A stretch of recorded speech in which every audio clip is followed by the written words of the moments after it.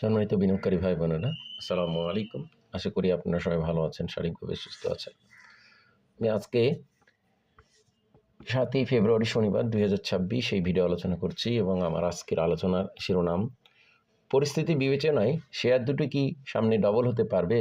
এই প্রশ্নবোধক আলোচনাটি আপনাদের সামনে উপস্থাপন করছি। পরিস্থিতি বিবেচনায় শেয়ার দুটো কি সামনে ডাবল হতে পারবে, এটা একটা প্রশ্ন হতে পারবে কি না, এটাই একটা প্রশ্নবোধক আলোচনা আপনাদের সামনে আলোচনা করব। তো পরিস্থিতি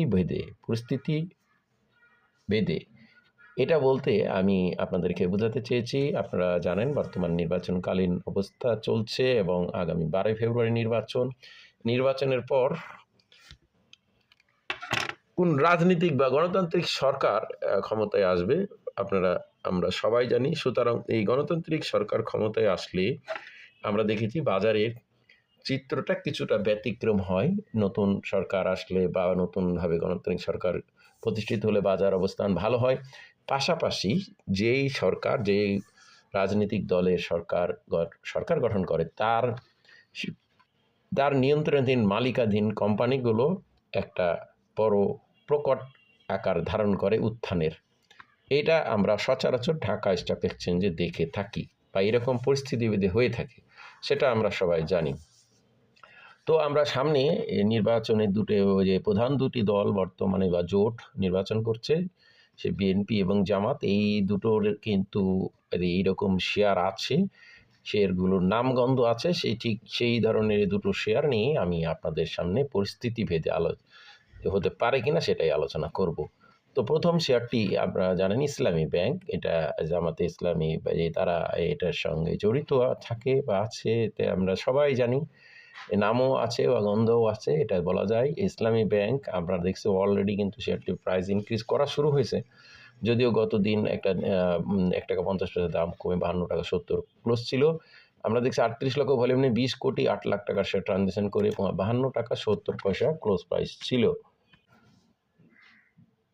তো ইসলামী ব্যাংক আমরা যদি ফান্ডামেন্টাল রেশিও দেখি তাহলে কিন্তু দেখব তাদের Q2 থেকে Q3-তে ইপিএস কম হয়েছে এবং ইপিএস অনুযায়ী পিই অবস্থান অনুযায়ী 63.49, ভিউজ সংখ্যক শেয়ার এবং ডিসেম্বর ক্লোজিং সামনে ডিভিডেন্ড।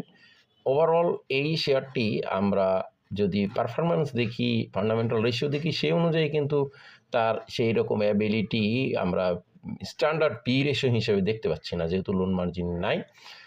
আমরা ইনস্টিটিউট কোটায় জানুয়ারিতে কিছুটা বৃদ্ধি পেয়েছে, যেটা একটা স্বাভাবিক চিত্র। রাজনৈতিক রং বিধায় পূর্ব অনুমানে এটা হয়েছে বা ইনস্টিটিউটরা তারা বাই করছে এবং এখানে আমরা দেখুন 36 টাকা 35 টাকা লেভেল থেকে কিন্তু সেটি অলরেডি 15 টাকার একটা গ্যাপ হয়েছে। আমরা দেখছি 36 37 এখানে টানা যে 4 দিন ইনক্রিজ করার পর আবার একদিন ডিক্রিজ করার পর আবার প্রাইস ইনক্রিজ করে 54 টাকা বিষয় ছিল, পরে গত দিন কারেকশন হয়েছে।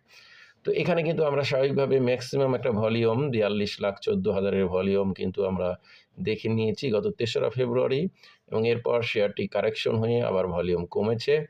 তো সবচেয়ে বড় বিষয় হলো যে এটার কিন্তু আমরা বর্তমান ফান্ডামেন্টাল রেশিও অনুযায়ী বা ট্রেন্ড অনুযায়ী কিন্তু সেরকম কোনো বিষয় আমরা দেখতে পাচ্ছি না যে শেয়ারটি ডাবল হতে পারে। কিন্তু এখানে প্রশ্ন হয়ে আছে, যেহেতু নির্বাচন সামনে এবং এই দুটো দলের মধ্যে যে কোনো একটি দল ক্ষমতায় আসবে এটা পরিষ্কার। সুতরাং এই জামাতে ইসলামী সরকার যদি গঠন করে তাহলে কিন্তু এই র্যালি এটার সম্ভাবনাও কিন্তু যে আরও দূরে যাবে, সেই সম্ভাবনাকে কিন্তু উড়িয়ে দেওয়া যাবে না। সেই ক্ষেত্রে আমরা এই শেয়ারটির টেকনিক্যাল বিশ্লেষণ কিছুটা দেখব। বন্ধুরা, আমরা ইসলামী ব্যাংক দেখছি, আমরা ম্যাকডি, MACD এবং RSI কিন্তু অনেক হাই লেভেলে আছে। আমরা যদি দেখি তাহলে দেখব RSIটা বর্তমানে 80+ রিস্কি অবস্থানে আছে এবং ওভার ভ্যালুড রিস্কি অবস্থানে আছে। ম্যাকডি ইন্ডিকেটর আমরা যদি দেখি সেটা কিন্তু খুব ভালো অবস্থানে রয়েছে এবং তাদের শ্যাডো বৃদ্ধি পেয়েছে, অনেক ডিস্টেন্স হয়েছে ব্লু লাইন ওয়াটার লাইন থেকে এবং সুপার আপট্রেন অবস্থান কিন্তু MACD ইন্ডিকেটারে এই ইসলামী ব্যাংকের পাওয়া যাচ্ছে। এরপর আমরা আরেকটি শেয়ারের আপনাদেরকে যে আলোচনা করা টেকনিক্যাল অ্যানালিসিসটাই আগে দেখাবো, তাদের ম্যাকডি অবস্থানটা দেখাবো, তারপরে অন্য শেয়ারে, তারপরে শেয়ারটির বিশ্লেষণে যাব।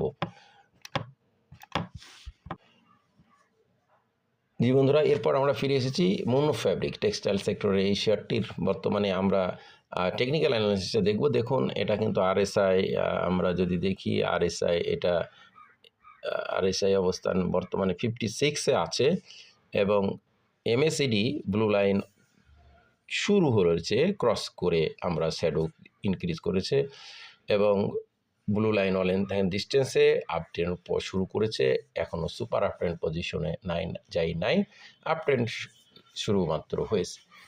তো আমরা স্বাভাবিকভাবে এই শেয়ারটির মনো ফ্যাব্রিক শেয়ারটির কিন্তু সুপার আপট্রেন্ড এখনও হয় নাই, বা এটার সম্ভাবনা যদি আমরা বিএনপি সরকার, রাজনৈতিক সরকার আসে, তাহলে কিন্তু এটার সম্ভাবনাকেও কিন্তু উড়িয়ে দেওয়া যাবে না।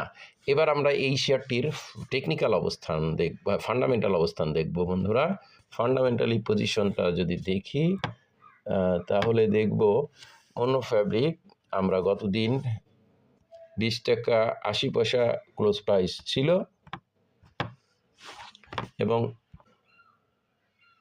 মনো ফ্যাব্রিক টেক্সটাইল সেক্টরের শেয়ারটি আমরা বর্তমানে ইপিএসের গ্রোথ কমেছে 3 পয়সা থেকে 1 পয়সা সেকেন্ড কোয়ার্টারে, এবং বর্তমানে পি রেশিও 260, সুতরাং জানুয়ারিতেও ইনস্টিটিউট কমেছে। সুতরাং এই শেয়ারটির কিন্তু ফান্ডামেন্টালি এটাও তেমন কোনো উল্লেখযোগ্য কোনো পারফরমেন্স নাই যে তার বদলতে শেয়ারটিটা বলতে পারে। তবে রাজনৈতিক রং অনুযায়ী যদি বিএনপি ক্ষমতায় আসে, তাহলে কিন্তু এই শেয়ারটির যারা পরিচালনা পর্ষদে আছেন তারা কিন্তু সেই নির্বাচনে আছেন, এবং এই বদলতে কিন্তু শেয়ারটি আমরা অলরেডি কিন্তু সেই রকমের একটা গন্ধে বা স্মেলে যা বলি বা সংস্পর্শের কাছাকাছি এটা কিন্তু অলরেডি বাড়া শুরু হয়েছে।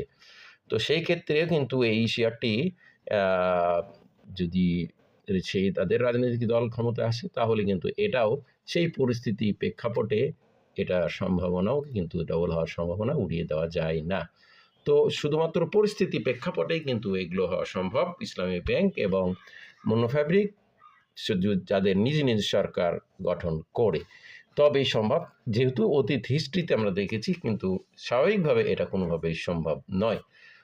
তো বন্ধুরা, আমাদের এই আলোচনা কাউকে বাই বা সেল করা, প্রমোট করা সম্ভব এবং বাই বা সেল করা, উৎসাহিত, প্রমোট বা নিঃসাহিত করা কোনোটাই উদ্দেশ্য নয়, শুধুমাত্র শেয়ারগুলো অবস্থান জানানো বোঝানোর ধারাবাহিক আলোচনার অংশ হিসেবে আলোচনা থেকে বাই সেল করবেন না। ধন্যবাদ। আজকে বন্ধু সবাই ভালো থাকুন। আসসালামু আলাইকুম।